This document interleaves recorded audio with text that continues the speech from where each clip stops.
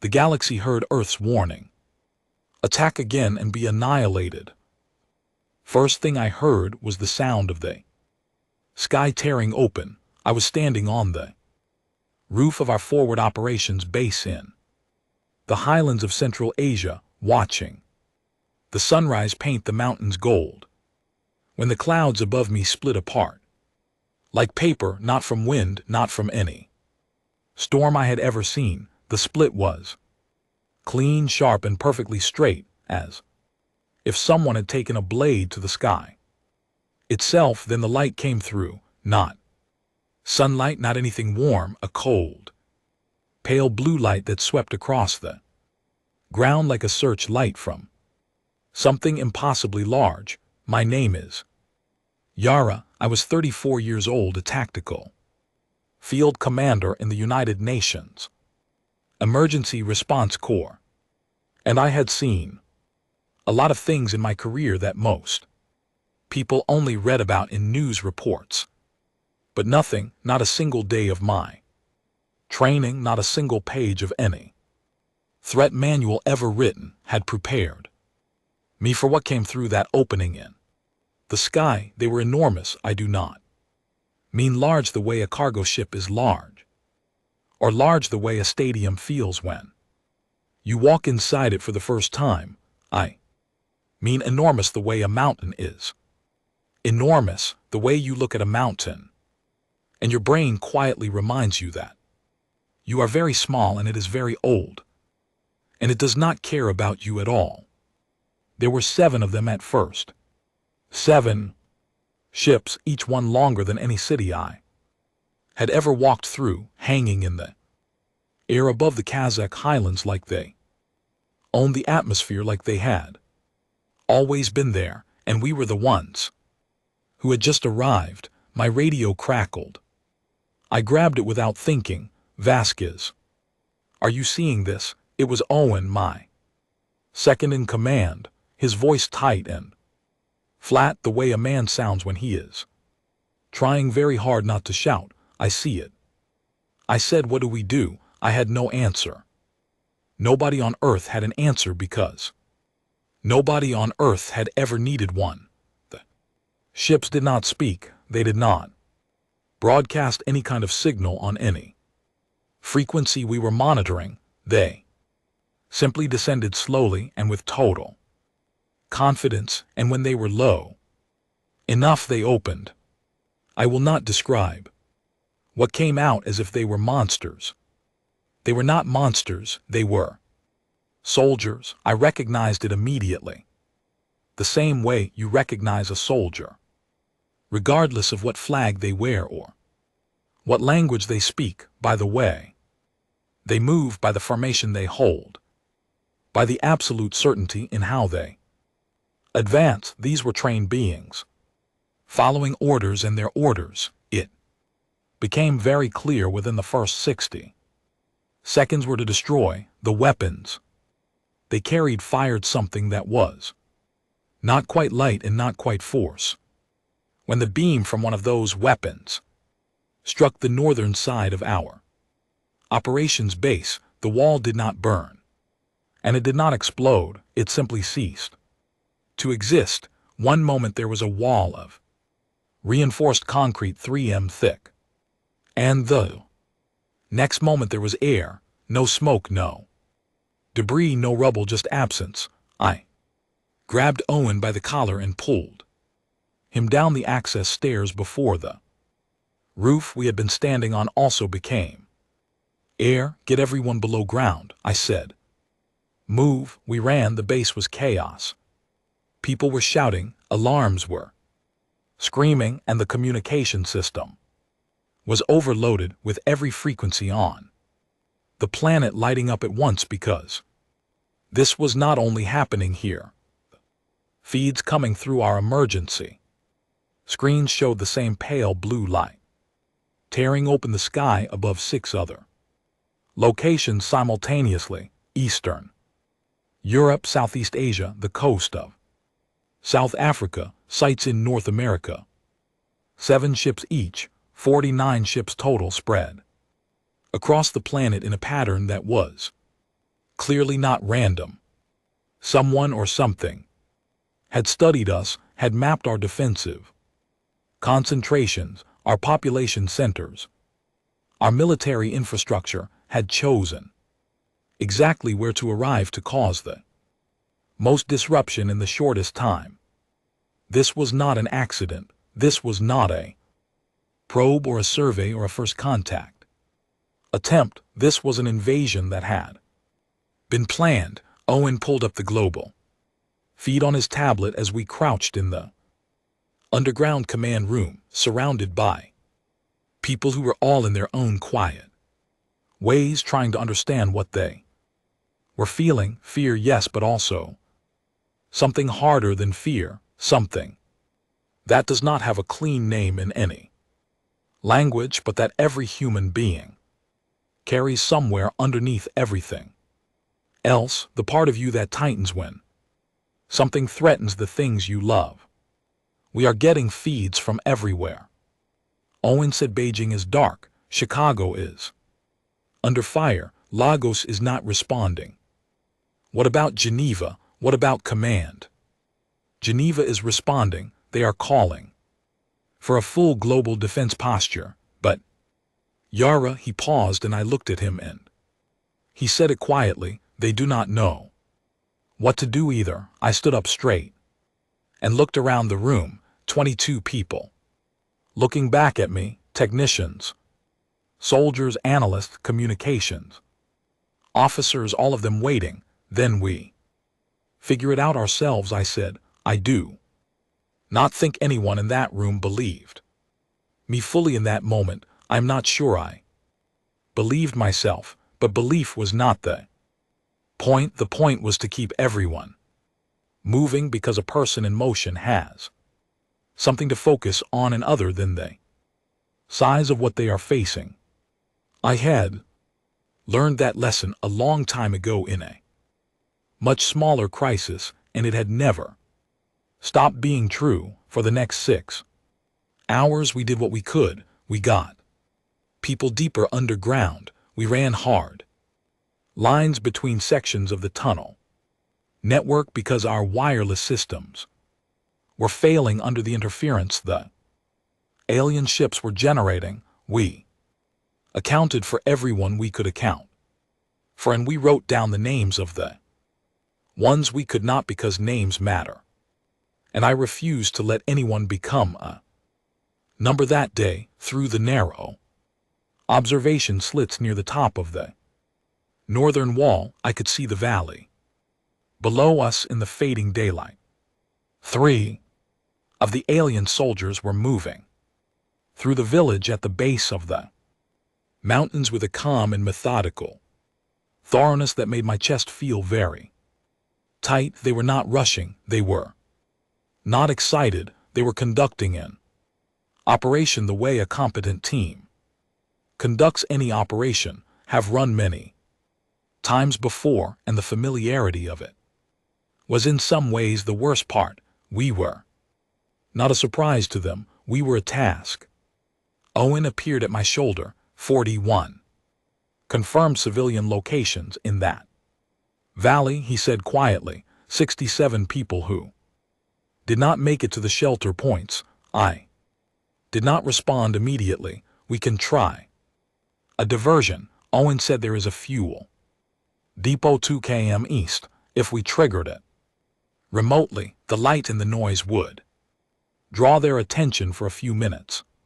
Some of those people might be able to move. Do it, I said. He did. It bought 9 minutes. In those 9 minutes, 41 people reached shelter. 26 did not. I kept their names too. We did not figure it out that day. The first day was only survival. The beings that came out of those ships, we would later learn that the galactic community called them the Breath Dominion, though we did not know that yet, moved through our defenses with the calm efficiency of people who had done this many times before on many other worlds. Our conventional weapons worked to a degree. Kinetic rounds could penetrate their outer body armor if Enough force was concentrated in small enough area. But their shielding technology absorbed energy weapons almost completely, and their own weapons outranged ours by a factor that made any fair fight completely impossible. By the end of the first day, 3 of our 7 contested regions had fallen to enemy control. Millions of people were displaced. Communications infrastructure across 2 continents was damaged or gone, and in the underground command room in the Central Asian highlands, I was sitting across a table from a captured alien soldier who had been separated from his unit and taken at significant cost to 4 of my own people. He was not what I expected. Up close, he was about the height of a tall human man with a broader frame and a different arrangement of features, but nothing so strange that I could not read his posture. And his posture sitting across that table with his hands bound told me something important. He was not afraid, he was irritated. I want to explain why that detail matters, because it sounds like a small thing, and it is not when you capture a soldier and bring them into a room and that soldier is afraid. You have leverage. Fear is something you can work with, negotiate around, used to open a conversation. When a soldier is angry, that is also workable. Anger means they see you as a threat worth engaging with, but a soldier who is merely irritated is a soldier who does not consider you a real factor in the situation. He was sitting there with the specific expression of a professional whose day had been inconveniently interrupted by something that would be sorted out shortly. He looked at me the way you look at a minor obstacle, a delay, something that would be resolved shortly. I looked at him for a long time without speaking. Then I said in the clearest and calmest voice I could produce through our field translation unit, which was doing its best with a language it had been hastily programmed with from intercepted signals. You made a mistake coming here. He said nothing. He did not even blink. I know you think this is already finished, I continued. I know that wherever you come from, this is how it goes. You arrive, you overwhelm, it ends. I know that is what you expect. I leaned forward, but I need you to understand something about the people on this planet. We do not stop, not when it is rational to stop, not when every calculation says to stop. We especially do not stop when someone comes into our home and takes something from us. He still said nothing, but something in his expression shifted just slightly, not fear, more like the expression of a man who has heard something that does not fit neatly into the categories he brought with him. I stood up and turned toward the door, and then I stopped. Tell whoever is in charge of your fleet, I said, that we are giving you one chance to leave. Pull back, go home. If you do not, I promise you, and I have never made a promise I did not keep, that we will make sure every civilization in this galaxy learns what happens to the ones who do not. I walked out. Behind me, I heard Owen exhale slowly, like a man who had been holding his breath for hours. Do you think they will listen? He asked. I thought about it for exactly 1 second. No, I said, but one day they will wish they had. Outside, the pale blue light was still falling. The sky was still torn, but somewhere in the bones of the earth something had shifted. Something old and hard and patient had woken up, and it was paying very close attention now. We were not finished. We had barely started, and the universe, whether it knew it or not, had just made the most consequential error in its very long history. It had made us Angry, the breath did not leave. Of course they did not. I had not truly expected them to. The offer was not really an offer. It was a line drawn in the dirt. The kind you draw not because you think it will stop anyone, but because you need to be able to look back later and say you gave them the chance, that you were not the ones who chose. This they did not leave, and so we did. What humans do when we are cornered and given no other option, we adapted. It did not happen all at once, and it was not clean or beautiful the way stories sometimes make it sound. The second year of the occupation, which is what we were now calling it internally, even though no formal declaration had been made and no terms had been offered, was the hardest year any living human being had ever experienced. 7 regions of the planet were under direct breath control.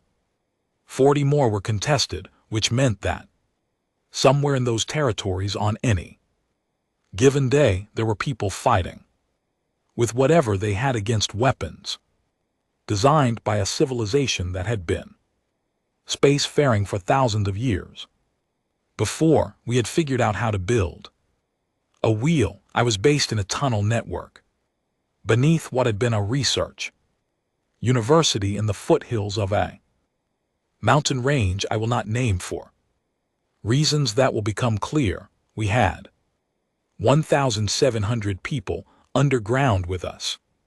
Soldiers, engineers, doctors, farmers, who had converted the deep sublevels into hydroponic growing rooms, children who had never seen the sun without the thread of pale blue light above it.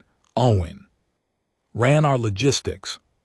He was one of those people who could look at a list of 37 impossible problems and somehow find the 2 that were actually solvable and solve them before breakfast. He kept us supplied, kept us connected to the other underground networks, and kept me honest when I was too deep inside my own head to see what was obvious. We have a problem, he said one morning, dropping a tablet in front of me while I was eating something that was technically oatmeal. Which one? The power coupling on our primary communications array just gave out. We can receive, but we cannot transmit, and the parts we need do not exist in any inventory. Within 200 km, I looked at the tablet. He was right, the parts did not exist. But something else on that list caught my attention.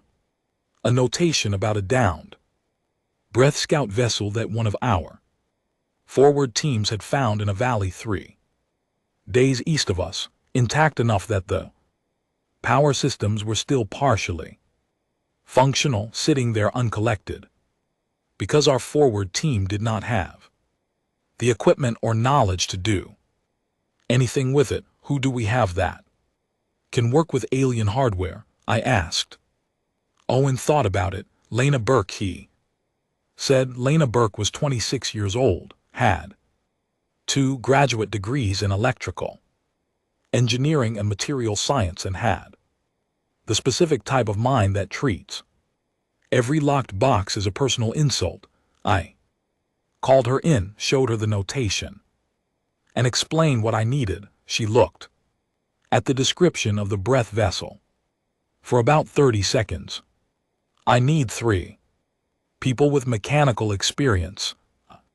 Cutting torch in 2 weeks, she said. You have 10 days, I told her. She came back in 9. What she brought back was not just a repaired communications array. What she brought back was the beginning of something that would change everything. Because in the process of pulling the power coupling she needed out of that alien vessel, Lena had also taken notes. Detailed, obsessive, covered in Marga's notes about every system she touched. How the components were structured, what materials they were made from, how the power moved through them. She had not understood most of it yet, but she had written all of it down, and she had brought those notes back with her like they were the most valuable things in the valley.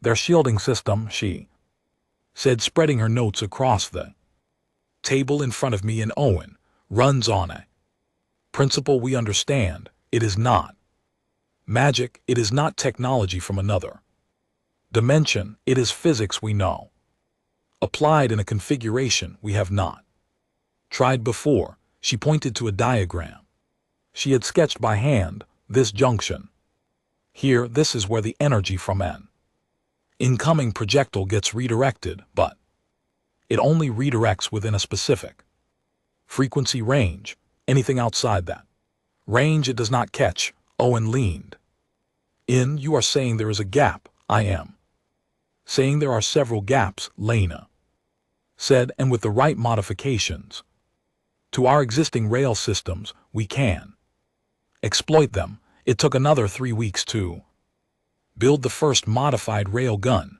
It was not pretty. It looked like something assembled by a person having a very stressful dream, but when we tested it against a section of breath shielding that our forward team had retrieved as a sample, the round went through cleanly. Clean through. I will not pretend that moment did not mean something to me. I am not the kind of person who celebrates easily, especially not in a time when every day still carried grief, but I remember standing in that underground test chamber, watching Owen replay the footage on his tablet for the 4th time and feeling something settle in my chest, something that had been wound tight for almost 2 years beginning to uncoil. We could hurt them, not match them, not yet, but hurt them. The other piece of the puzzle came from a source I had not expected. 3 months into the 2nd year, we made contact with a breath defector. I use that word loosely. He had not defected by choice.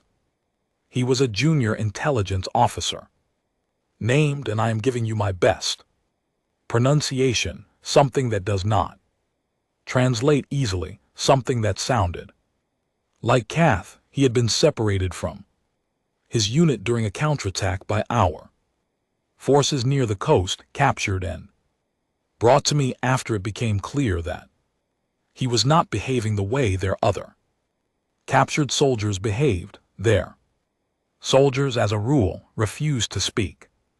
They would sit in silence for as long as you kept them calm and uncooperative, waiting to be retrieved. They did not panic, did not negotiate, did not attempt escape.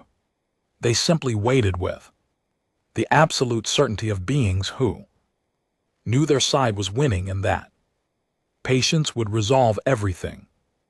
Kareth was asking questions. He wanted to know why our soldiers had kept fighting when the tactical projection showed the engagement was already lost. He had apparently been watching the battle that captured him very closely, and there was a specific moment when 3 of our soldiers had held a narrow pass against a force 20 times their size, not retreating, not surrendering, holding the pass long enough for a civilian convoy to reach safety behind them that he could not stop thinking about. They were already at a lost position, he said through the translation unit, his voice careful and precise. The calculation was clear. The rational action was withdrawal. There was a convoy behind them. I said, yes. Civilians, non-combatants of no tactical value, of infinite value, I said. He looked at me with an expression I had learned to read as confusion. I do not understand the equation. I know, I said. That is the point. What I learned from Kareth over many long conversations that Owen documented word by word was not anything tactical. He did not give us weapon schematics or strategic plans. What he gave us was something more valuable. He explained how the breath thought, how they calculated, how they made every decision based on a precise arithmetic of survival, advantage, resource gain, and tactical projection. They were not cruel for the pleasure of it. They were not aggressive out of hatred. They were doing what their entire civilization had always done, what had made them successful. Across dozens of conquered worlds, they found species that could be defeated them and moved on. It was, from their perspective, efficient. They had never encountered a species that was not at some point willing to accept the arithmetic. What happens, I asked Kareth, one evening when a species does not accept it? He thought about this for a long time. In our records, he said, slowly, there are two such cases. Both were civilizations with significantly greater technology than the Dominion held at the time of contact. He paused. We did not attempt conquest, and a species with less technology, another. Long pause. There is no record of such case. I nodded slowly. There is now, I said. Owen, sitting in the corner with his documentation pad, did not say anything, but I heard him stop writing. For a moment, the third thing that changed the war happened quietly in a way that none of us recognized as a turning point until much later. But before I tell you about it, I want to tell you about something that happened in the middle of the second year that I have rarely spoken about publicly, because it is personal in a way that military history usually does not have room for, and because I am only now at this distance able to understand what it meant. My younger brother's name was Henry. He was a civil engineer, 29 years old when the invasion began, living in a city on the eastern coast that was in one of the contested zones. We lost contact with him in the third week.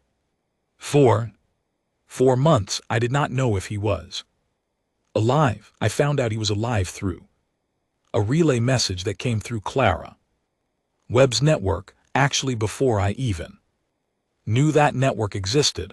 A brief note, handwritten, passed from person to person across 600 km of contested territory until it reached someone who knew how to get a message to me. It said, still here, still working. Do not worry. I know you are busy. I am proud of you, Henry. I read it once, put it in my chest pocket, and went back to work. He survived the war. He spent it doing what he had always done, designing structures that could bear weight. In his case, he spent 3 years designing underground shelter systems for communities that had no engineers and no blueprints, working from memory and first principles and occasional salvaged building materials, keeping people alive by making sure the ground above them did not come down. He trained 11 other people to do what he did. By the end of the war, his informal network had provided shelter designs to over 200 communities. He never carried a weapon. He was never part of any military operation. He was never in a position to use any of the tactical knowledge that was my domain. He just kept doing the thing he knew how to do under conditions that made it harder without stopping, until it was no longer necessary. That is the version of the war that the histories do not always capture clearly. The military operations, the engineering breakthroughs, the diplomatic moments, those are the parts with clear names and documented outcomes. But alongside all of it, running like a second river through the same landscape, was the resistance of people who did not fight in any conventional sense and who never once stopped being who they were. Teachers who kept teaching, doctors who kept practicing without half their equipment, farmers who kept growing things in conditions that were never designed for growing things, parents who told their children the truth about what was happening in terms that did not take away their sense of safety. I have thought sometimes about what the breath would have made of Henry if they had known about him. By their framework, a non-combatant civil engineer in a contested zone was simply a civilian to be managed or relocated or ignored as a non-factor. They would have had no category for what he was actually doing, no way to enter it into their tactical calculations as a variable because it did not look like resistance from the outside, but it was the most fundamental kind of resistance there is. The decision to keep living as if the future is real, even when the present is telling you it might not be. The third thing that changed the war happened quietly in a way that none of us recognized as a turning point until much later. It happened in a small coastal community on the western edge of a formerly contested zone in a room above a fisherman's workshop where a woman named Clara Webb had been running an unauthorized radio broadcast for 16 months. Clara was 51 years old, a former school teacher, and she had absolutely no military training whatsoever. What she had was a voice that carried and a way of putting things that made people feel less alone. She broadcast for 2 hours every night, telling stories about people in other underground communities who were surviving, stories about small victories, a farm that had managed a harvest, a child who had been born healthy, a group of engineers who had done something clever with salvaged equipment. She never gave tactical information. She never broadcast coordinates. She just talked clearly and warmly to anyone who could hear her. By the time I found out about her broadcast, she had an estimated audience of 40 million people across 4 continents. I called her. I want you to know, I said, that what you are doing matters. I know, she said cheerfully and without a trace of doubt. That is why I am doing it. I also want to warn you that the breath will eventually locate your signal and attempt to shut you down. I have 8 backup transmitters in 8 different locations, she said. My students built them. Some of them are 14 years old. Would you like to say hello to them on the broadcast tonight? I said yes. It was the best decision I made that month.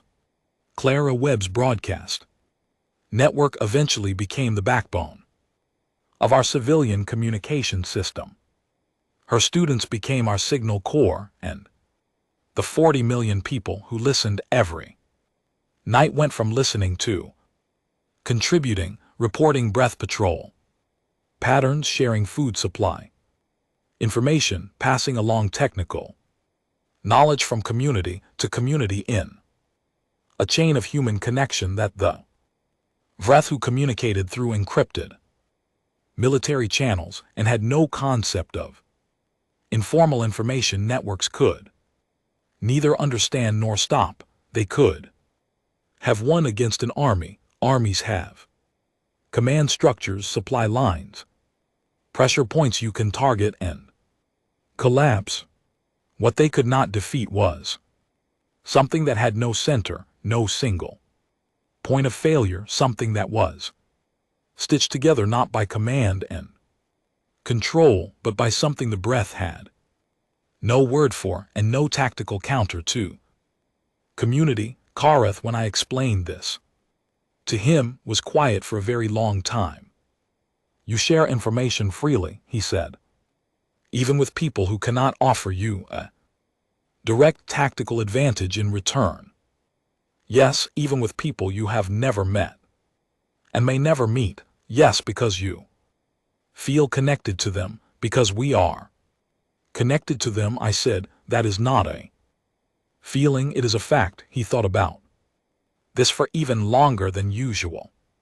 I think he said finally, a voice that was careful and measured but carried something I had not heard from him before, something that might have been the beginning of respect, that my commanders made a significant error in their initial assessment of your species. Yes, I said they did. By the end of the second year, we had reclaimed 2 of the 7 occupied regions, not through any single decisive battle, through the slow, grinding, relentless pressure of a species that had decided, collectively and with no central authority commanding it, that it was not finished. Lena Burke's modified rail gun design had been shared across 37 underground networks, Clara Webb's students were now operating out of 112 locations. Kareth had, after considerable internal conflict that I watched him work through with a patience I deeply respected, agreed to help us identify weaknesses in breath patrol patterns, and I had transmitted another message, not to the breath this time, to anyone who was listening. The galaxy I was beginning to understand had ears. There were civilizations out there, ancient ones, watching what was happening on Earth the way you watch something unexpected unfold from a safe distance, not sure yet what you are seeing. I did not know who they were yet, but I wanted them to hear me clearly, and I wanted what I said to be impossible to misunderstand. This is Commander Yara Vasquez of the United Earth Defense Corps. I broadcast on every frequency we could reach in every galactic standard language our translation units could produce. We are still here, we are still fighting, and we want every civilization within range of this signal to understand something. We did not start this, but we are going to finish it, and when it is finished, we will remember everyone who watched.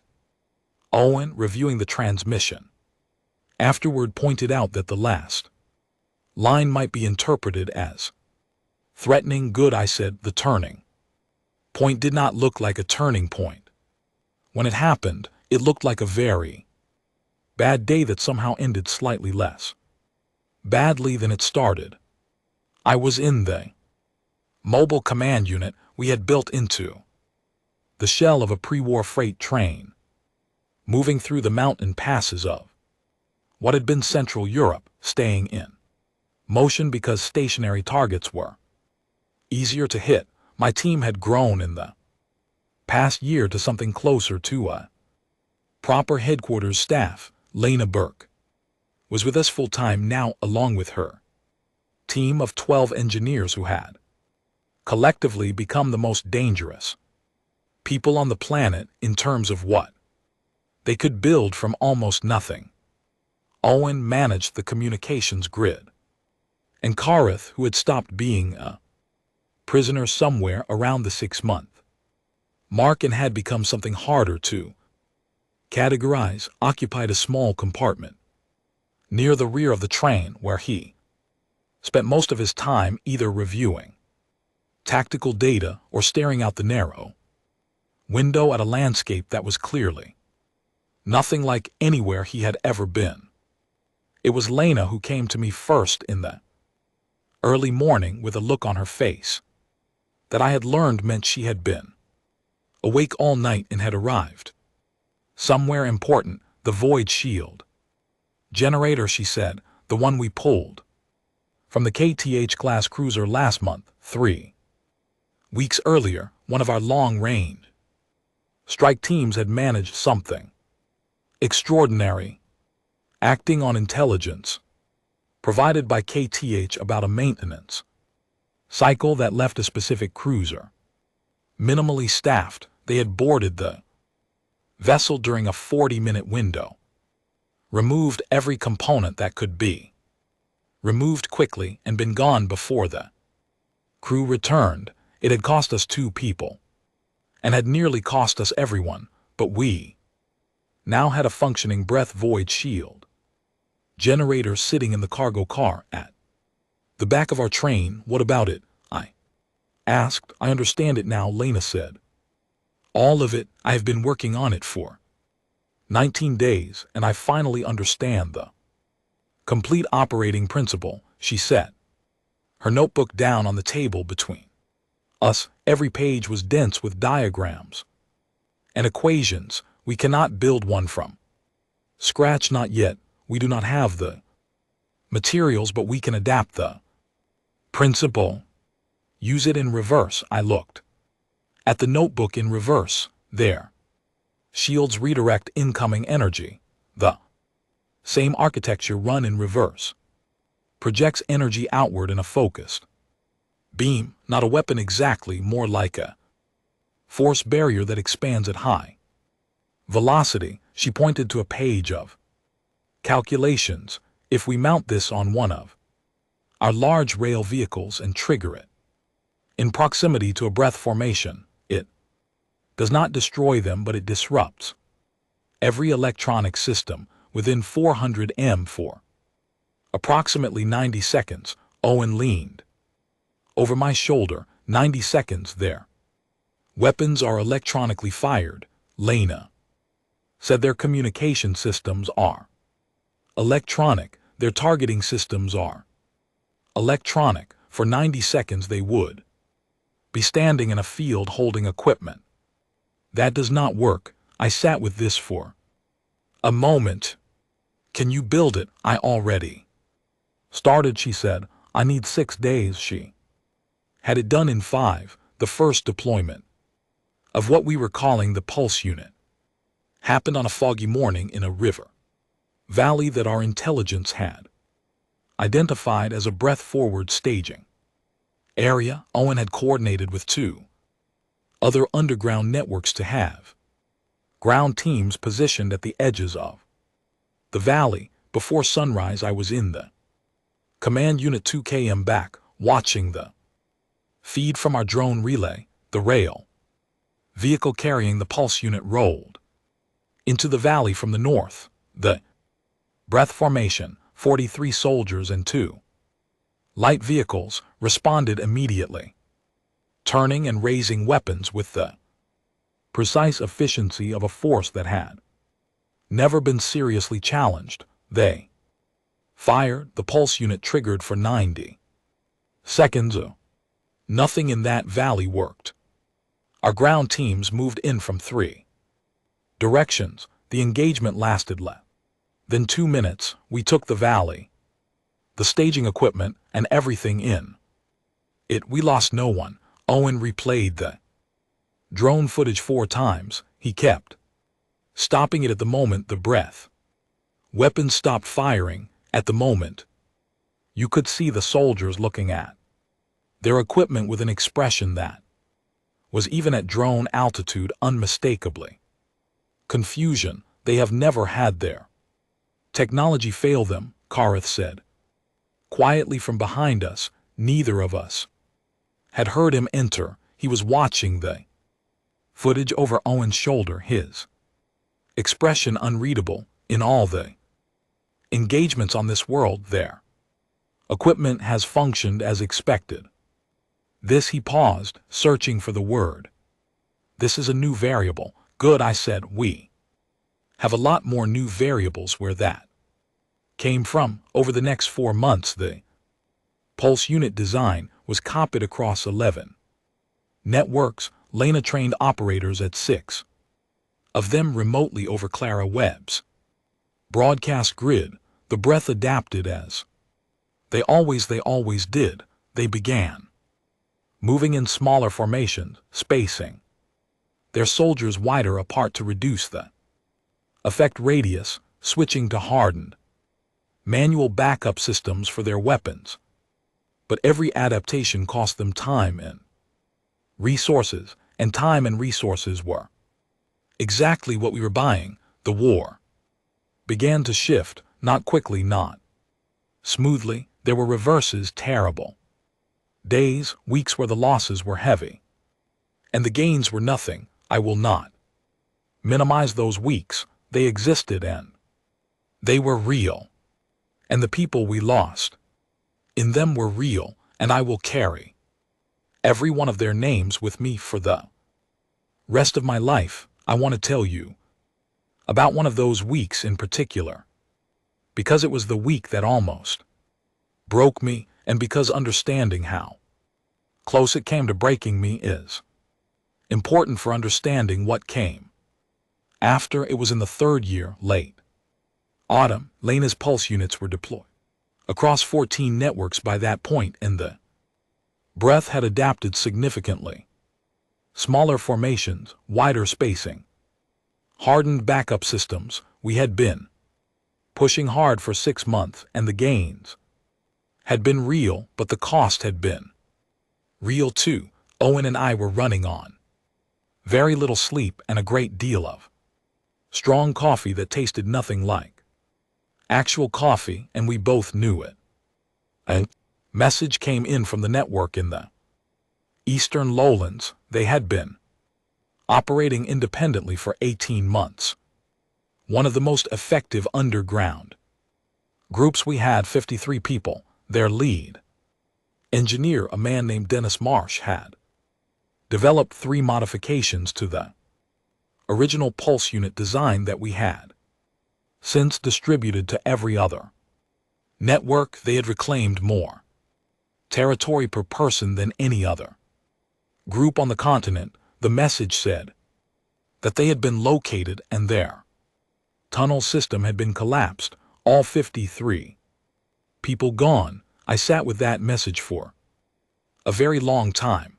Owen came in, read the message over my shoulder and said nothing. He put a hand on my shoulder for a moment and then left because there was nothing to say, and he knew it.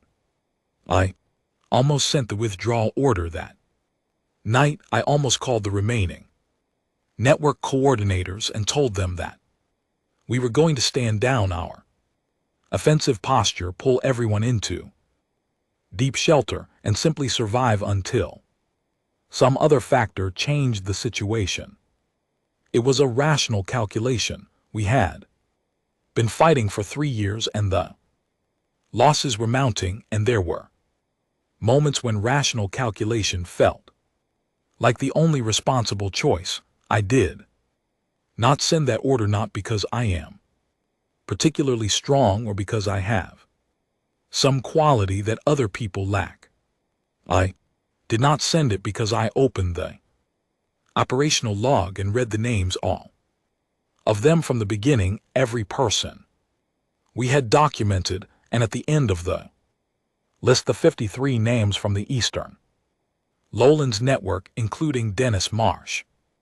Dennis Marsh, who had modified our most important tactical tool 3 times and made it better each time. If I ordered a withdrawal, his modifications sat unused. His improvements went nowhere.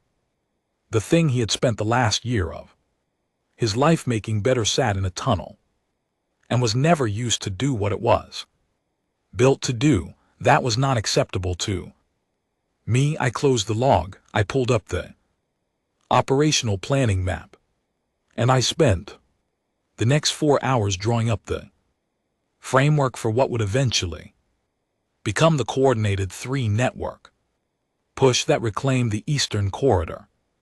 6 weeks later, I never told anyone about that night, but I have thought about it many times since, because it taught me something important about the difference between grief and defeat. Grief is what you feel when you lose someone. Defeat is when you decide that because you lost them, there is no point in continuing. The first is human and real and should never be pushed away or minimized. The second is a choice, and it is a choice you can refuse. We refused it every time as individuals and as a civilization, in small rooms, in large ones, in tunnels and in valleys, and eventually on ships in orbit. We refused. Defeat while fully accepting grief. We carried both. We moved anyway, but the arc was bending. By the beginning of the 4th year, we had reclaimed 5 of the 7 original occupied regions. The breath had pulled back their ground forces in 3 areas, consolidating rather than expanding our intelligence network, which had grown from KATH's early input into a proper analysis. Operations staffed by 40 people began seeing patterns in their movements that suggested they were waiting, not retreating, not abandoning the campaign, but pausing to recalculate. That was when I made the decision that changed everything. I called a meeting of the full command staff. Owen Lena Kareth, 3 regional commanders who joined by relay transmission, and a woman named Priya Rao who had come to us from a network in Southern Asia and had in the space of 8 months become the most effective strategic analyst I had ever worked with. They are recalculating, Priya said, presenting her assessment based on the movement patterns and the supply line data. My estimate is that they are planning a concentrated second wave offensive larger than the initial invasion. They are going to try to finish this quickly before we can develop any further. When Owen asked 60 to 90 days, the rooms was quiet. So we have 60 days, I said, to do. One of the regional commanders asked to hit them first. I said Kareth made a sound. I had learned what that specific sound meant. It was the breath equivalent of a sharp intake of breath. You are proposing an offensive action, he said, against a breath fleet, against a breath colony. I said specifically Keith Vivara. There was a longer silence. Kareth knew Kethvara. He had referenced it in earlier conversations as one of the Dominion's nearest colonial outposts. Not a military base, but a settlement colony with a garrison, more than 100,000 breath civilians. It was close enough to reach with our 4 newly assembled space-capable vessels, the first ships Earth had ever put into orbit under its own power, using a combination of human engineering and reverse-engineered breath propulsion systems. We had kept them secret for 3 months, a secret kept by over 2,000 people, which I still consider one of the greatest collective acts of discipline in human history. Keith Vara has significant civilian population, KTH said carefully. I know you intend to. I intend to fly 4 ships into their home system, disable their garrisons communication capacity for 12 hours, using a scaled version of the Pulse unit, do a complete sensor sweep of their defensive infrastructure, and leave, I said, without harming a single civilian, without destroying a single structure. Priya was already ahead of me. She had been working on this plan for 2 weeks, I realized, and before we leave, she said, picking up the thread, we leave a message. I looked at her. She pulled up a graphic on the display. Letters, enormous, burned into the surface of KTH Vara's smallest moon using a low-yield thermal tool, visible from anywhere in the system, visible from any ship approaching within scanning range. Written in 17 galactic standard languages that Kareth had helped us identify, languages spoken by civilizations we knew were watching this conflict from a distance. 3 words. Next time we will not leave. Owen stared at the display for a long time. Then he looked at me. The rest of the galaxy will see this, he said. Yes, I said. You are not just sending a message to the breath. No, I said, I am not. The mission launched on a Tuesday morning. I was Aboard the lead vessel, which we had named the Unbroken, it was not an elegant ship. It had been built in secret in an underground facility by people who had never built a spaceship before and had learned as they went, using a combination of human aerospace knowledge and reverse-engineered alien propulsion. It showed the interior was functional and austere, and there were places where you could see the weld marks if you looked closely, but it flew by everything we had and everyone we had lost to get here. It flew. We crossed into breath space 9 hours after launch. Kareth, who had asked to come and whom I had agreed to bring after a long conversation in which I made very clear that he was coming as an advisor and that the decisions were mine, stood at the observation port and watched the stars shift around us. You understand, he said quietly, that no preftal species has ever launched an offensive into Dominion space. Good, I said. They will not see it coming. He turned from the window and looked at me directly.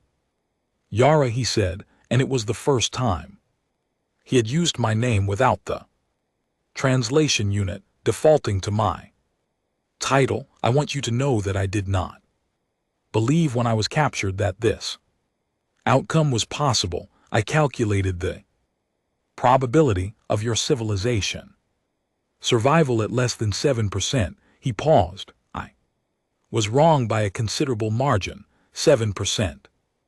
I said, we have beaten worse odds in a single afternoon. He almost smiled for a breath. It was a significant expression. We arrived at Cathera on schedule. The garrison responded exactly as KTH had predicted.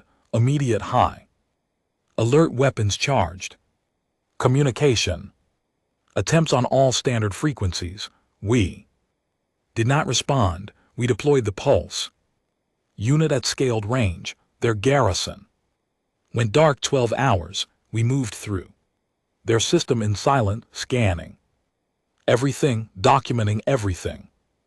Priya would spend 3 months analyzing the data we collected that day, and before we left, Lena's team burned the message into the moon. Next time we will not leave. We were back in Earth orbit before the Breath garrison came back online. The galaxy heard it within 48 hours. Long-range sensor networks maintained by at least 4 different civilizations had been watching our solar system since the invasion began.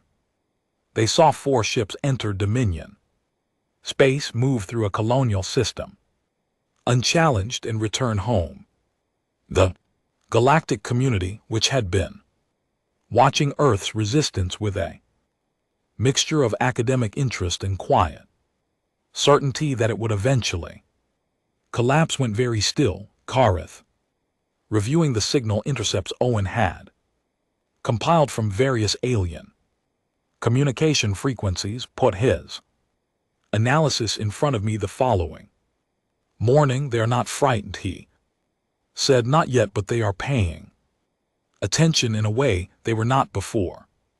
He pointed to a specific intercept, a brief exchange between 2 unknown parties in a language our translation units were still working on. This phrase, in approximate translation, means something close to "we may have miscalculated." I read it twice. Good, I said. Let them keep thinking. The weeks that followed the Kethvara mission were unlike anything in the previous 4 years, not because we suddenly had more resources or better weapons. We did not nod immediately. They were different because of what had changed in the people around me. There is a quality to a person who has just done something they did not believe was possible. It is hard to put into words, but easy to recognize. It shows in the way they carry themselves, in the speed at which they make decisions, in the way they Look at the next problem on the list. Before Cathvara, every discussion of an offensive operation had an underlying current of uncertainty and unspoken question running beneath every plan. But can we actually do this after Cathvara? That question was gone. Owen restructured our communication network. In the 2 weeks following the mission, he had been wanting to do it for months, but the logistics had always been too complicated, the timing never right. He did it in 14 days, working nearly around the clock, and when he was done, our relay capacity had tripled and encryption had improved significantly. He did not explain why he had suddenly found the time and energy. He did not need to. Lena began working on something she called the second-generation pulse unit. The first version had been an adaptation of existing technology. The second version was built from principles rather than components, designed from the ground up using what she understood rather than what she had borrowed.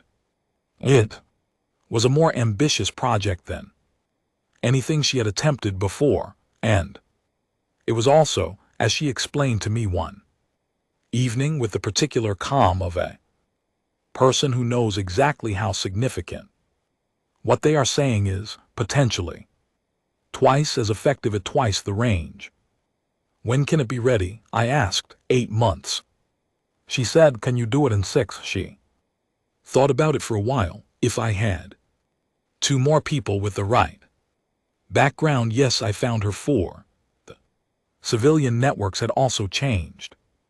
Clara Webb's broadcasts had always been warm and steady, a voice in the dark that reminded people they were not alone, but the content had shifted after Cathvara in a way that was subtle and important. Before, she had broadcast stories of survival and small victories. Now she broadcast stories of people planning, building, looking ahead. There was a difference between the mindset of someone surviving and the mindset of someone who had decided they were going to win, and Clara could feel that shift in her audience, and she reflected it back to them every night, and it spread. I received a message during that period from a group of 16 people in a community on the Eastern Coast, a mixed group of engineers and architects and one former city planner who had drawn up complete rebuilding plans for their town, not tentative plans, not hopeful sketches. Complete detailed Cato stood plans, ready to execute. They were not waiting for the war to end. They were preparing for what came after with the certainty of people who had no doubt about what came after. I read those plans 3 times. They were good plans. I sent back a note saying, so the Eastern Coast group eventually became the nucleus of the Reconstruction Planning Commission, which existed and was actively working for 14 months before the last breath. Forces left Earth. By the time peace was formally confirmed, they had 37,000 people enrolled in plans covering most of the continent. Rebuilding began within 48 hours of the withdrawal. I am telling you this because the mission to Cathvara is sometimes described as a military turning point, and it was, but that description misses what it actually changed. What it changed was not our tactical position. It changed what we believed was possible, and a species that has decided it knows what is possible is a fundamentally different and far more formidable thing than one that is still asking the question outside through the viewport of the unbroken. Earth turned slowly in the dark blue and white and green, damaged and healing, full of people in tunnels who grew food under artificial light, people in mountain passes who held positions because there were others behind them, 14-year-olds who built transmitters and broadcast hope 2 hours every night to 40 million strangers full of people who had been given every reason to stop and had decided without being asked, without being commanded, simply and completely that they were not going to. I was proud of us. I was not ashamed to say so. In that moment, looking at that planet, I was immeasurably proud of every human being on it, and I was ready for whatever came next. The ship that came for us was not a warship. I want to make that clear, because when people tell this story later, they sometimes imagine something dramatic, a massive alien vessel descending through the clouds with weapons charged and demands broadcasting. That is not what happened. What arrived in Earth orbit 4 months after the KEVAR mission was a single vessel, medium-sized, with no visible weapon systems and a configuration that Kath identified immediately as a diplomatic transport standard design across multiple civilizations, he said, recognized everywhere as non-threatening by convention, something like a white flag but in the shape of a ship. Owen noticed it first on our orbital sensors. He called me at 3:00 in the morning. We have a visitor, he said, and it is not breath. By the time I reached the command center of the Unbroken, we had already received a transmission. It was brief, translated cleanly by our S, because the message had been sent in 6 different languages simultaneously, as if whoever sent it was determined not to be misunderstood. This is the diplomatic vessel of the Conclave of 7 civilizations. We request communication with the leadership of the planetary body designated Earth. We come without hostility. We ask for the opportunity to speak. I read it 3 times, then I handed the tablet Karth. He read it once and set it down carefully. The Conclave. I said, yes, tell me about them. He was quiet for a moment, organizing his thoughts the way he always did before he said something important. The Conclave is the oldest surviving interstellar governance body in this region of the galaxy. 7 member civilizations, the youngest of which has been space-faring for approximately 12,000 years.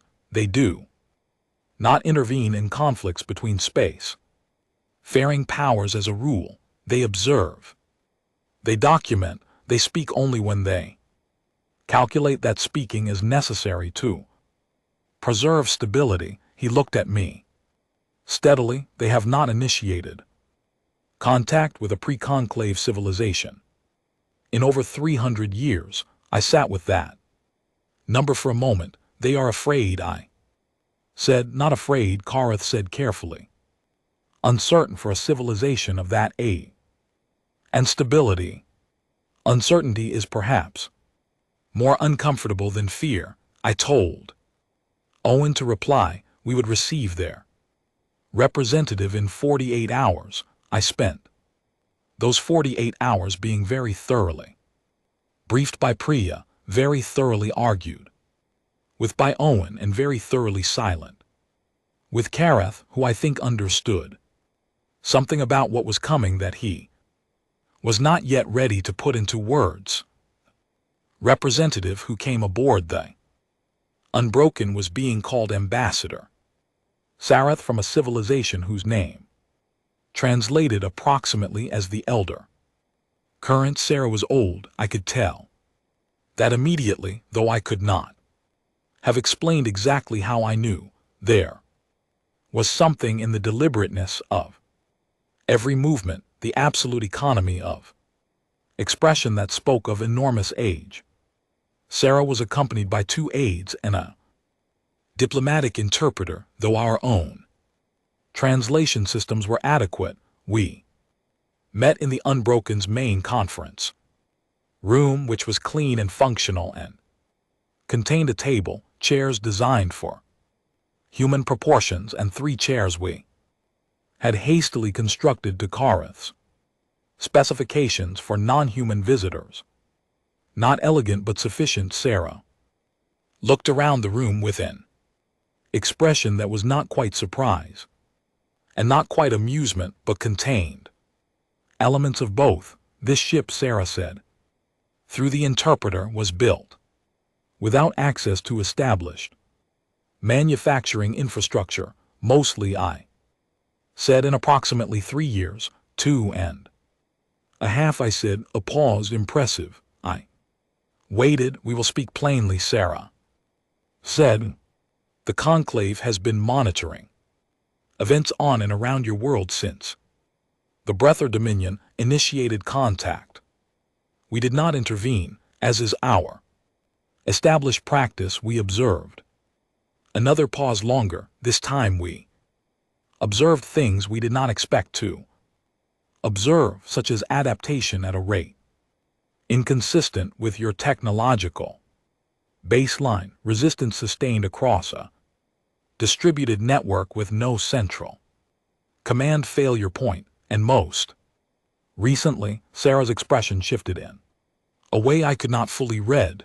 An offensive action launched into Dominion space by a species that had been space faring for less than 5 years, 4.5. I said. Owen, sitting to my right, made a small sound that might have been a suppressed laugh. The Dominion has formally requested Conclave arbitration. Sarah continued. They are requesting the Conclave formally categorize your world as a protected non-space faring civilization and impose a mutual cessation of hostilities. I was quiet. For a moment, beside me I heard Owen's pen stop moving against his pad. They want you to make a stop, I said. They want the conflict to end, Sarah said. Carefully, they have offered reparations, territorial recognition, trade access, formal acknowledgement of Earth's status as a sovereign system. I looked at Sarah for a long time. And what do they want in return? I asked. Binding agreement that Earth will not conduct further operations in Dominion space. The room was very quiet. I leaned forward slightly in my chair and placed both hands flat on the table. I had thought about this moment, or something like it, in different ways over the past 4 years. I had thought about what I would say if this door ever opened. I had tested versions of it in my head. Some of them angry, some of them cold, some of them measured. I had decided somewhere in the 2nd year that whatever I said in this room, when it finally came, it would be true. Nothing crafted for effect, nothing performed for an audience, just true. Ambassador Sarah, I said, I appreciate that you came in person. I appreciate that the Conclave is attempting to resolve this. And I want to be respectful of the age and the experience your organization represents. I paused. But I need you to understand something before we discuss any terms, not as a negotiating position, as a statement of fact. Sarah waited. 3 years ago, 7 breath fleets entered our atmosphere without warning, without communication, without any attempt at contact. In the first week alone, the number of human beings lost was larger than the entire recorded population of several of your member civilizations, colonies, not soldiers. People who had no knowledge that there was anyone else in the galaxy, who had no capacity to resist, who had done absolutely nothing to provoke or threaten any other civilization. My voice was steady. I worked to keep it that way. We were not a threat. We were not an obstacle. We were simply something that the breath calculated could be taken, so they took it. Sarah said nothing. What I want, I continued, is not territory, we have territory. It is our planet. We did not lose any of it permanently because we did not allow that to happen. What I want is not reparations. We will rebuild ourselves. We have been doing that while still fighting, which I think demonstrates that we are capable of it. What I want is not trade access. We will develop our own trade relationships on our own terms. Over time, I paused again, letting the room stay quiet for a moment. I watched Sarah's aides carefully as I spoke. In my experience, the people assigned to support a diplomat are often more revealing than the diplomat themselves. The diplomat has trained for decades to show you exactly what they intend you to see. The aides are watching their principal, reading the room, thinking about what comes next, and in doing so, they show you things the principal would never reveal directly. The aide on Sarah's left had not moved since I started speaking. Complete stillness, the kind that comes from intense concentration. The aide on the right had made 3 small notations on the record pad in front of them, and each notation had happened at a specific moment when I mentioned the number of losses in the first week, when I said the word reparations, and when I described the Kevara mission. Whatever those notations said, they were building a picture of something, and I wanted to know what picture. I filed all of it away and kept speaking. What I want is for every civilization in this galaxy to look at Earth and make a different calculation. I let that settle. Sarah had not moved either, but I noticed something subtle in the expression that was either agreement or a very close approximation of it. There was a recognition happening across that table, not of the content of what I was saying. Sarah had clearly read every briefing the conclave had on Earth's recent history and was not hearing new information. The recognition was of something else, the quality of it, the directness. You have been doing this for 300 years, I said, departing slightly from my prepared thoughts, because the moment called for it.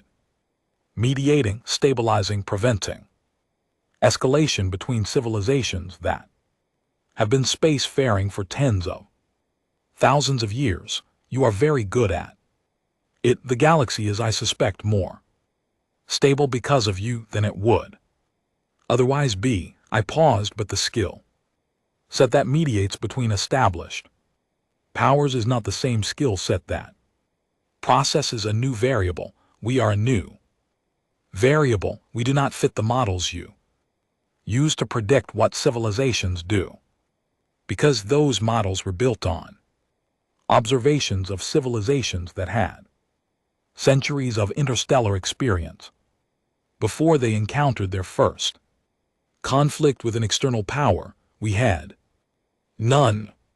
Everything we know about space, about other civilizations, about how this galaxy operates, we learned while under occupation by a power that intended to destroy us. That is a profoundly different curriculum than the standard one. It produces a different kind of graduate. Sarah looked at me with an expression I could not read fully, but that contained more focus than anything I had seen from that ancient face since we sat down. You are saying, Sarah said carefully, that Earth cannot be modeled on existing frameworks. I am saying that the attempt to do so has already produced one catastrophically wrong prediction. I said the breath made that mistake. Several of the civilizations your conclave represents also made it to varying degrees. I'm not angry about that. People model what they know, but I want to give you better data going forward. I want to describe what we actually are clearly and on the record, so that the next civilization that looks at Earth and tries to calculate what we will do under pressure has us to the truth rather than an assumption. Sarah's right aide made another notation. Then, please continue, Sarah said. I nodded.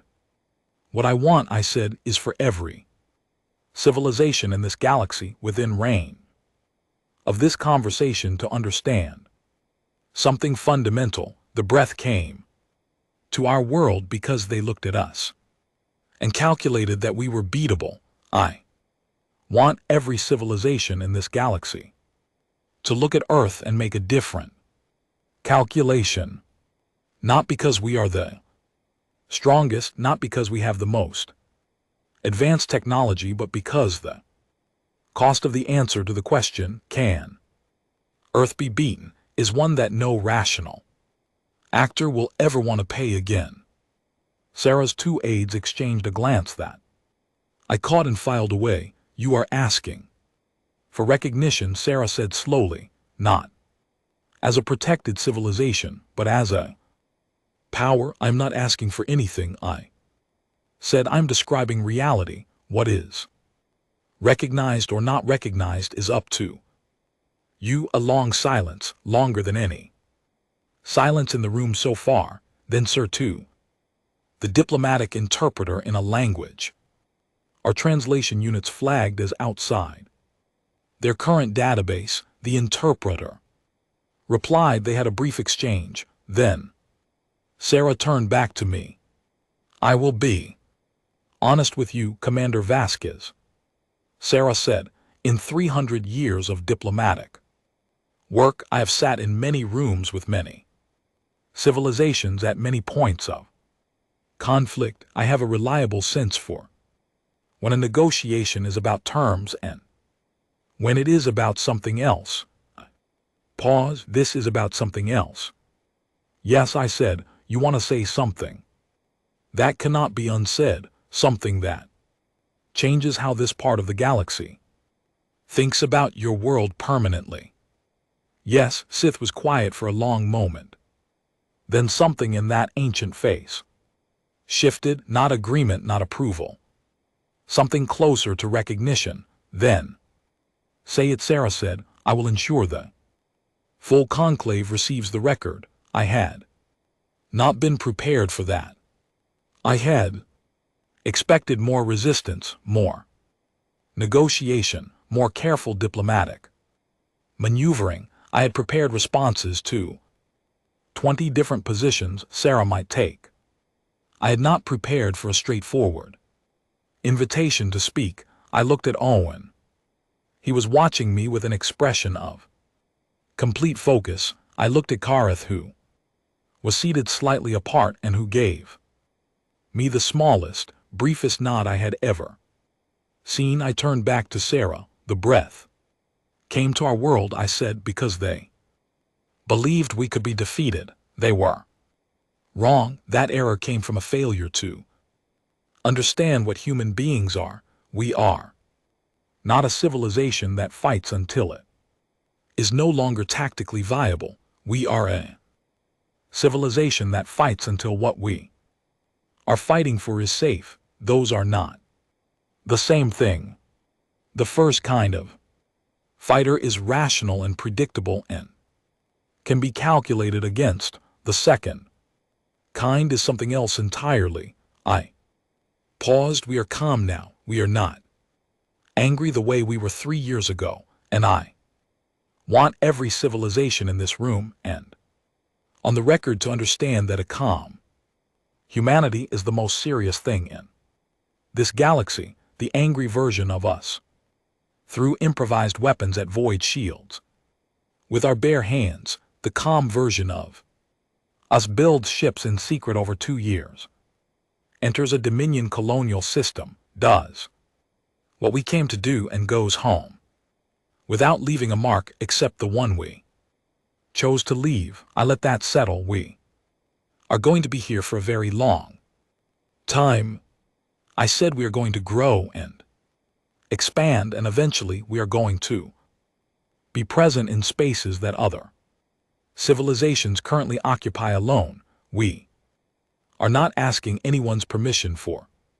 That we are informing you, and we are informing you clearly and on the record that we remember everything, every civilization that watched the breath enter our atmosphere and said nothing, every civilization that calculated our survival probability at less than 10% and adjusted their long-term plans. Accordingly, we remember we hold no immediate grievance, but we remember. Another pause, and we are extending to every civilization in this galaxy the same courtesy we extended to the breath before hostilities continued. One chance, one clear statement of what we are, how we think, and what we are capable of.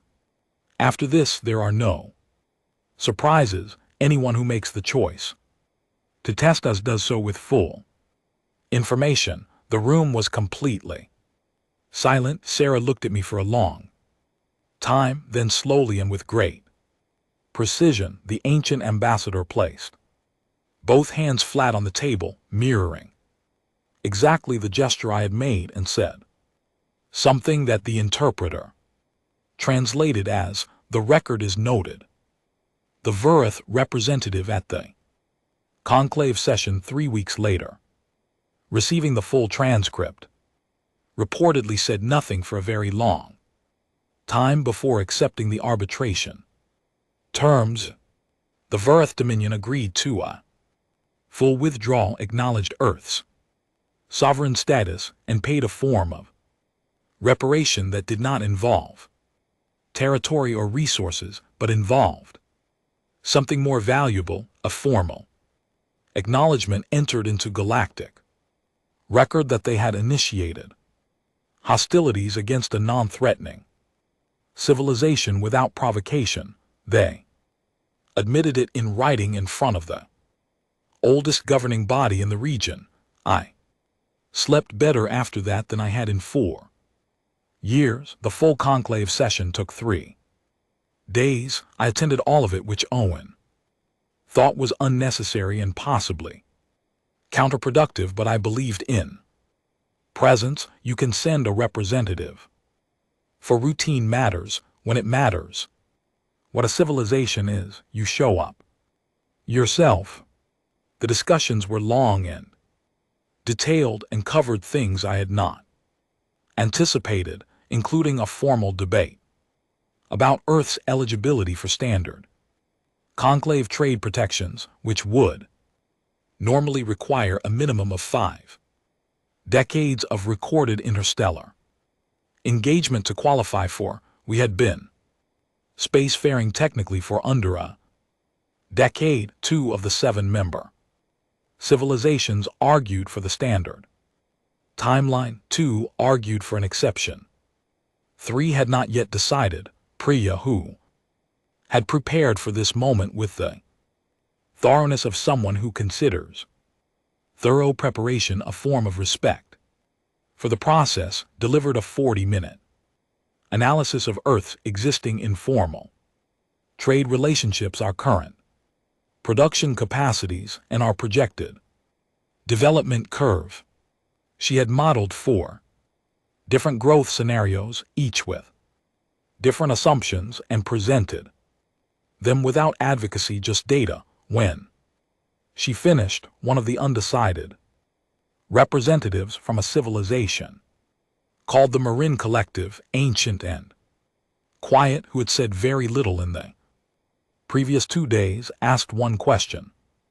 Your third scenario assumes a certain rate of resource development that seems optimistic given current infrastructure conditions. Priya nodded. It does. I included it because historical data on Earth shows that our rate of infrastructure recovery consistently exceeds prior projections by significant margin. I did not want to understate the variable. The Marin representative was quiet for a moment, then they voted for the exception. 3-2 became 4-2. The 5th vote followed within the hour. I slept better after that than I had in 4 years.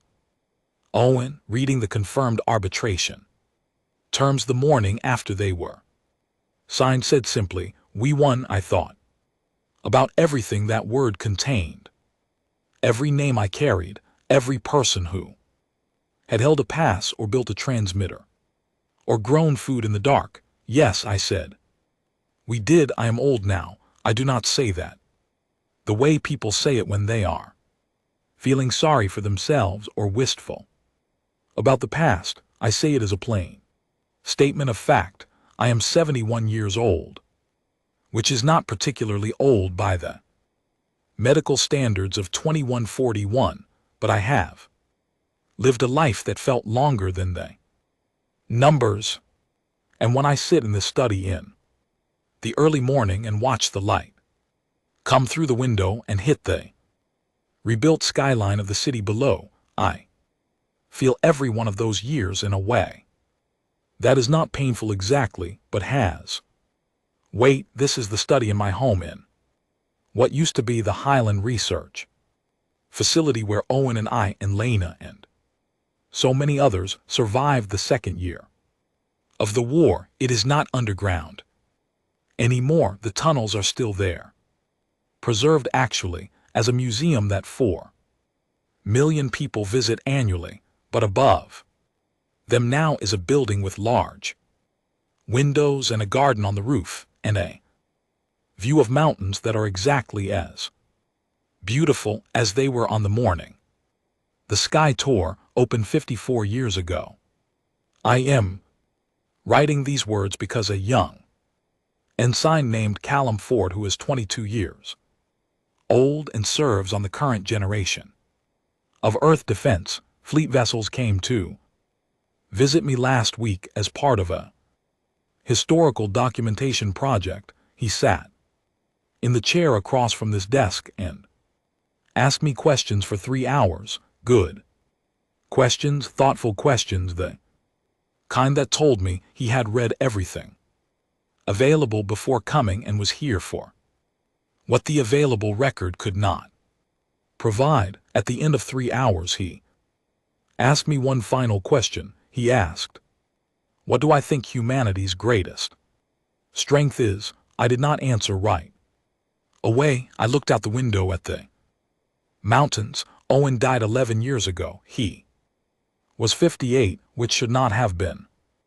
enough time, and it was not, but it was the time we had.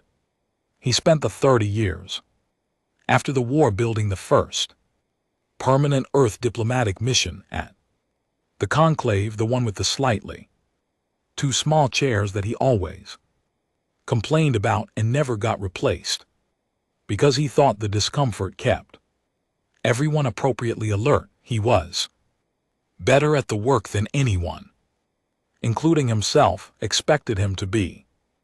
Lena Burke is 63 and still working. She leads the Advanced Propulsion Institute and has in the past 2 decades produced drive technology that has reduced Earth to conclave transit time from 9 hours to 40 minutes. She never lost the habit of keeping detailed notes in the margins of everything. Her current notebooks are reportedly so dense that her graduate students have formed a small committee to transcribe them. Clara Webb broadcast her last program on her 65th birthday, exactly 14 years after her first one. She signed off the same way she had signed off every night for those 14 years, by reading the names of people who had been lost since the previous broadcast and then saying simply, "We remember them, good night." When she stopped, 112 nations sent formal letters of gratitude. She replied to every one of them personally by hand. It took her a year. Kareth returned to breath space.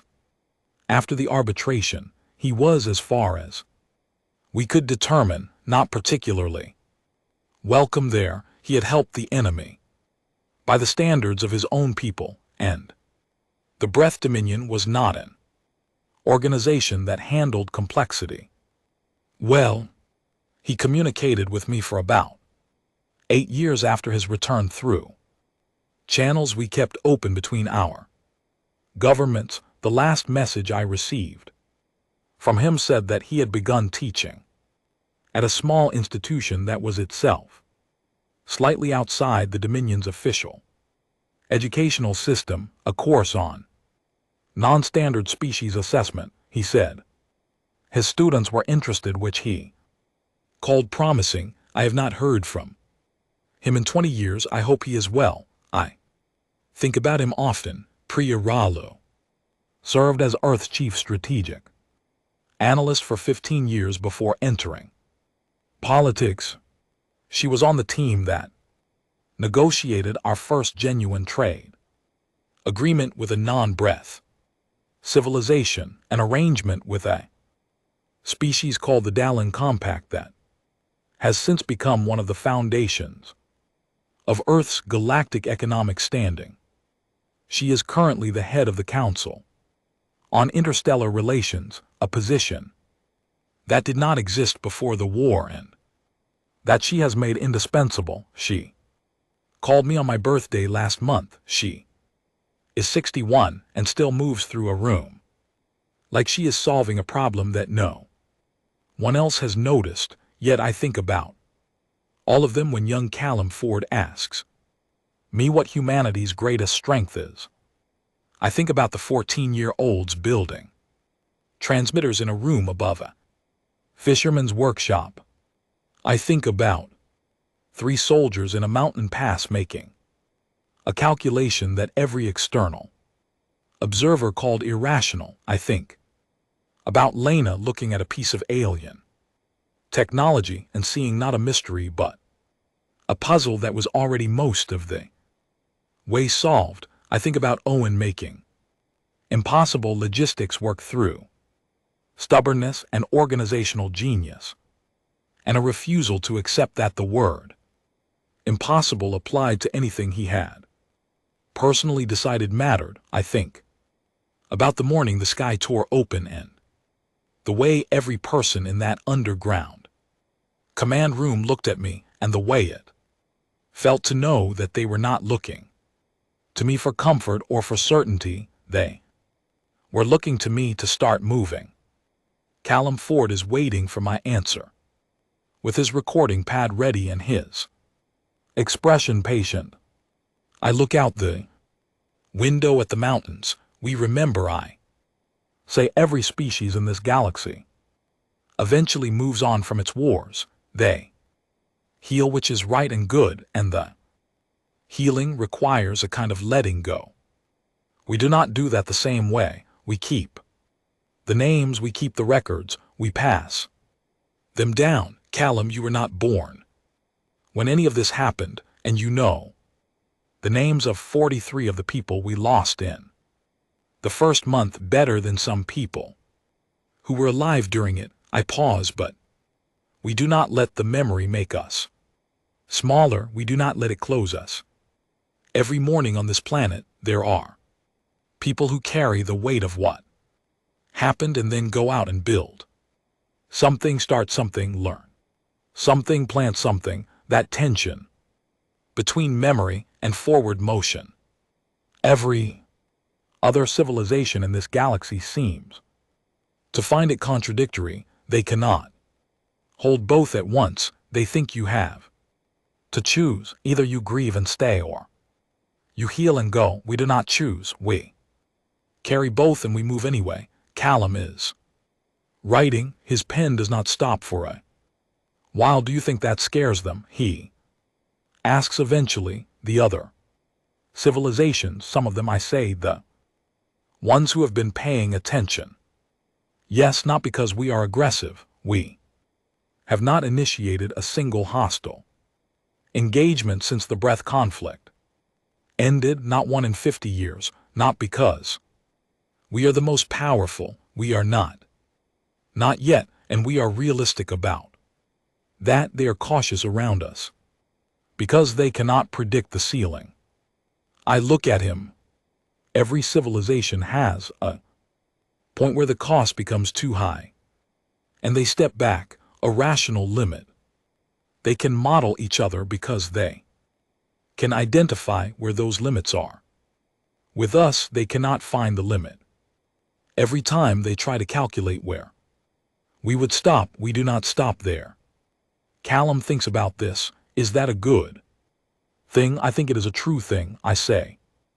Whether it is good depends on what we choose to do with it, and so far I look back at the mountains, at the city below, them at the people who are already moving through the streets, even at this early hour, building and starting and planting and learning. So far I think we have made mostly good choices.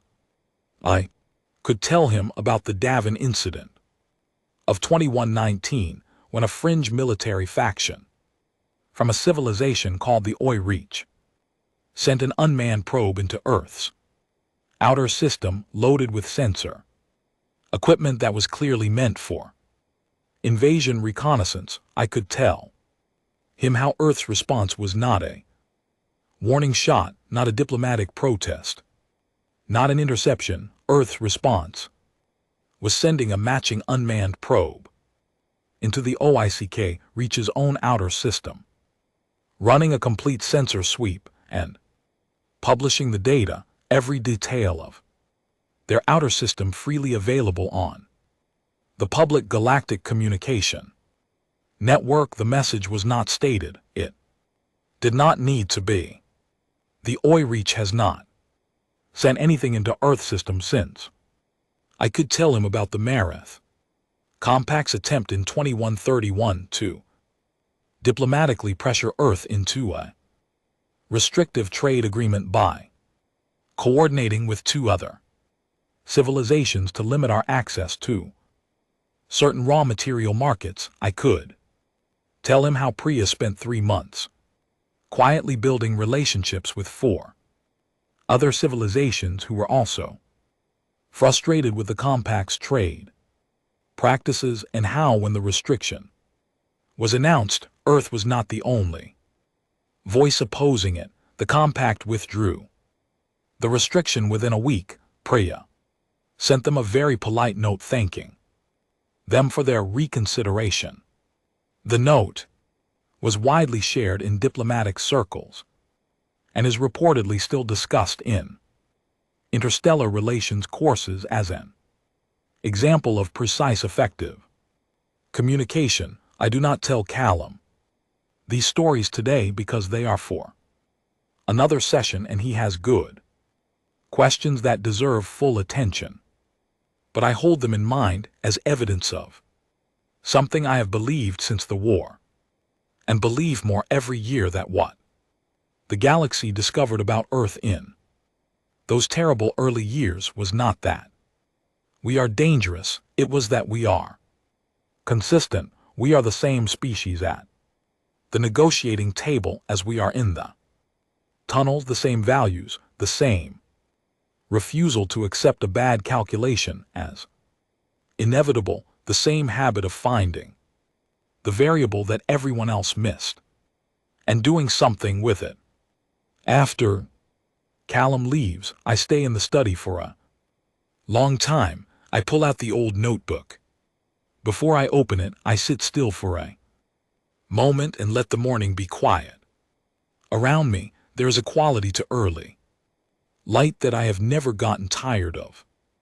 Even after 71 years of sunrises, the way it finds the edges of things before it fills in the middle, the way a familiar room looks slightly new in it, as if the night has given it back something it had been holding. I think about what I did not say to Callum, not because it is secret, but because there are things that are harder to put into words than others, and I have been thinking about the right words for a long time. I did not tell him about the year after the peace, when I could not sleep, not from grief exactly, though grief was part of it, more from a kind of recalibration that my mind was doing without my permission, adjusting from a setting of constant readiness to something that did not have a name in my prior experience. For 4 years, every morning had begun with the same immediate question: what is the most important thing to do today to keep people alive? When that question was no longer operative, I did not know what morning was for. Owen figured it out before I did. He told me one afternoon that he had started growing things in a container garden on the roof of the building where we had set up the first formal diplomatic offices. Tomatoes specifically. He said it with a slight defensiveness, as if he expected me to find it amusing. I did not find it amusing. I found it exactly right. I started keeping small garden too on the roof of this building on the other side. From the telescope, herbs, mostly nothing dramatic, things that take daily attention but do not require crisis management. It turns out that the habit of showing up every day and doing something small but real is useful both in wartime and out of it. Kareth would have understood that. I think if I had told him, he had a quality of steadiness that I always respected, a groundedness that was not the same as emotional distance. He paid attention. He was present in conversations in a way that many people are not, tracking not just what was being said, but what was not being said, what was true underneath the words. I hope he found his version of the container garden. I hope the teaching went well and that his students were as curious as he made them sound. There are things I know about the galaxy now that I did not know 50 years ago. I know that it is older and stranger and more varied than any single civilization can fully hold in mind. I know that most of its inhabitants, regardless of species or history, spend the majority of their time doing ordinary things: working, raising young, maintaining communities, arguing about small matters and sometimes large ones. The galaxy is not mostly drama, it is mostly life. I know that Earth is now a genuine presence in that life, not a footnote or a curiosity, but a participant with all the complexity and responsibility that word carries. We have made mistakes in the 50 years since the war. We will make more. We are not a perfect civilization, and I have never claimed we were, but I believe with a specific confidence that comes from having lived through the worst we have faced and seen what we chose to do with it, that we are a civilization that genuinely tries, that when we get something wrong, we say so and correct it, that when we make a commitment, we keep it, that we are at our core the same species that held mountain passes for people we had never met and built transmitters so that strangers could hear each other in the dark, and designed shelters by memory in contested territory, and grew tomatoes on the roof of a diplomatic building, because keeping something alive in the ordinary sense of the word turned out to be exactly the practice needed to keep doing it in every other sense too. I pull out the old notebook, the one I started keeping in the underground command room in the second year of the war, when I began documenting everything, because I had a feeling even then that it mattered to record what was actually happening rather than what would later be remembered. It is worn now, the cover soft and dark with handling, the pages filled with my handwriting in 3 different colors of ink depending on what I had available on any given day. The last page I wrote in it was on the day the arbitration was confirmed. I wrote only one line. I read it now 50 years later, and it means the same thing it meant when I wrote it, but it means it more deeply because I have seen everything that came after. The line says, "We did not win because we were stronger. We won because we decided we're not going to lose. I close the notebook outside the window. Earth turns. Through another morning, ships move in. Low orbit catching the early light. In 6 hours, 2 of them will depart for the conclave station, carrying diplomats and engineers and artists and scientists, carrying the whole complicated, stubborn, grief-soaked, hope-building weight of a civilization that once sat in tunnels in the dark and decided it had not said everything it needed to say. Yet I do not know what the next 50 years will look like. No one does. The galaxy is large and old and full of civilizations we have not yet met, and some of them, I am certain, will one day make the same mistake the breath made. They will look at a species and calculate that it can be beaten and decide to proceed on that basis. When that day comes, whoever is sitting where I am sitting now, and it will not be me. I will be long gone, but it will be someone. That person will have the same choice I had 54 years ago in a command room full of people waiting for someone to start moving. I trust them to make the same choice, not because they will be trained to make it, not because some policy or doctrine will mandate it, but because it is who we are, it is what we do, it is in the end the only thing about us that never changes and never will. We remember and we build anyway. To anyone in this galaxy who is listening, and I have believed for 50 years that more of you are listening than you admit, I want you to know that the warning we gave at the beginning still stands. It always will. We are Earth. We do not start things, but we finish them, and we remember everything